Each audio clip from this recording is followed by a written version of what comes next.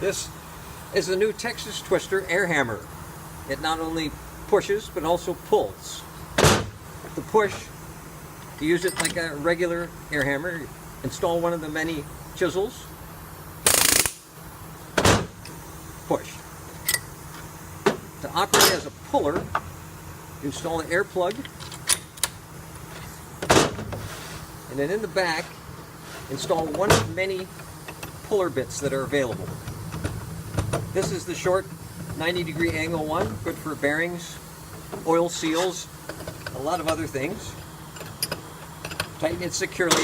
There also are extensions available for work that's farther to access. Stick it in your part, hook the edge, pull it off.